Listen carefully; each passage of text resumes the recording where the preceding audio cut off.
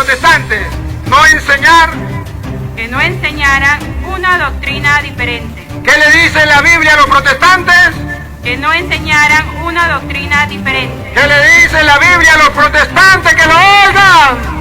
Que no enseñaran una doctrina diferente. ¿Y por qué los protestantes no escuchan esto? Porque no hay quien se los predique, pero hoy les ha llegado al oído. Si lo quieren escuchar, si no lo quieren escuchar, seguimos siendo amigos. Yo solamente les muestro con capítulos y versículos de la Biblia Reina Valera para decirle: jaque mate. Existe, que la Biblia no prohíbe las imágenes. Existe el sacramento de la confesión. Existe los santos. Existe que Pedro fue el Papa.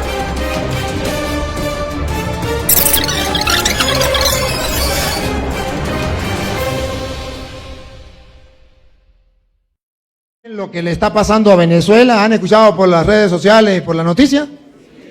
Está pasando momentos muy duros. ¿Ustedes saben cuál fue el pecado que cometió Venezuela? El pecado de idolatría. Porque a Venezuela le vendieron una idea que el difunto presidente era Dios. Y muchos venezolanos tontos creyeron y decían que ese presidente era el comandante supremo, que era el eterno. Le sacaron un Padre Nuestro y cambiaron el Padre Nuestro. Cambiaron un credo y se lo pusieron a él. Se burlaron de Dios. Abandonaron la iglesia por el gobierno, por la política, y a los sacerdotes porque ese, que Dios lo tenga en descanse en paz, que descanse en paz, a ese lo creyeron como el Salvador, creyeron que era Dios, y ese es un pecado mortal. Y sepa el mundo entero, y como sacerdote del Dios Altísimo, y con el conocimiento que tengo de la palabra de Dios, y con la autoridad que Dios me ha dado a mí como sacerdote del Dios Altísimo, que el mundo entero sepa que hasta que Venezuela no reconozca el pecado de idolatría, de haber adorado a ese hombre, jamás se levantará. Y deberían los católicos en Venezuela pedir perdón a Dios. Y ojalá y quisiera que este video lo vieran los venezolanos.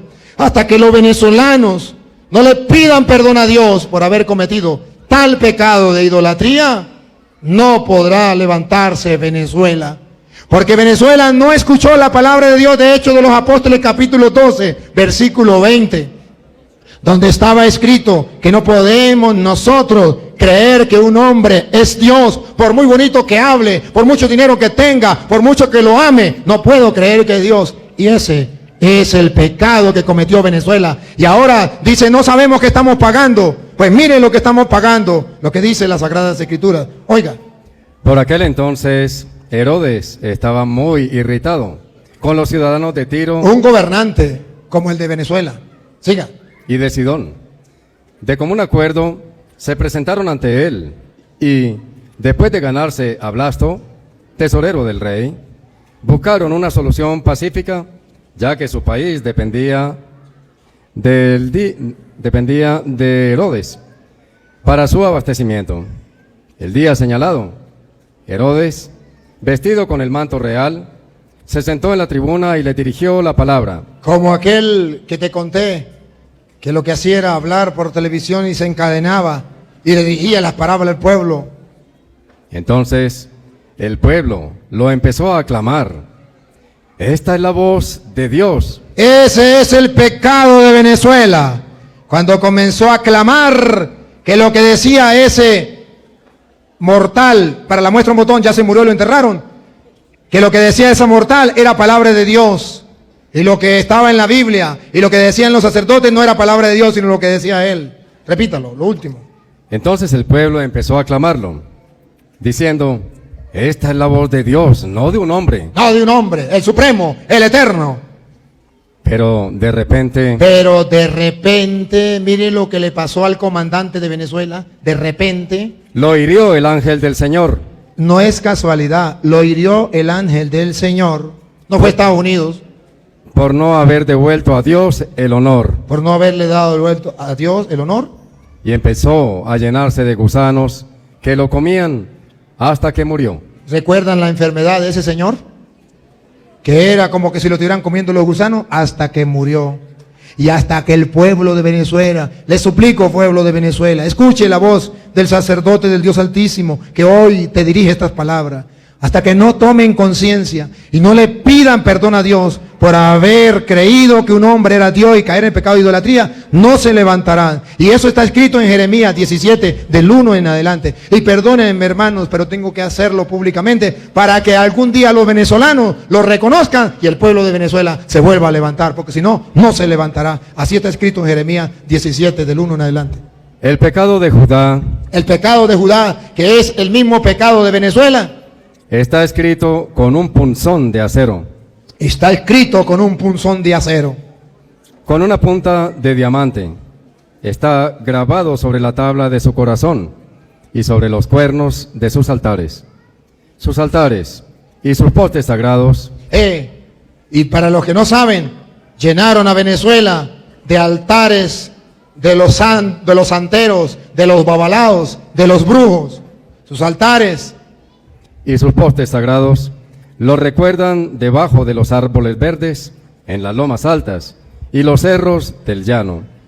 Tu riqueza y todos tus tesoros. Venezuela, Venezuela, tus riquezas y todos tus tesoros, Los entregaré al saqueo, todos han saqueado a Venezuela en pago por todos tus pecados. en pago de todos sus pecados. Tan rico mi país, más rico que cualquier otro, lo han saqueado, se han robado sus riquezas por ese cruel pecado de idolatría. ¿Cuándo nos levantaremos? Cuando como un solo pueblo pidamos perdón a Dios. Sigue.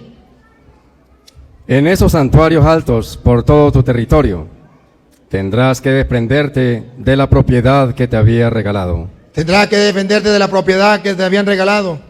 Y te haré esclavo de tus enemigos. Y te haré esclavo de tus enemigos. Somos esclavos dentro del país. No tenemos comida, no tenemos medicina, no tenemos nada.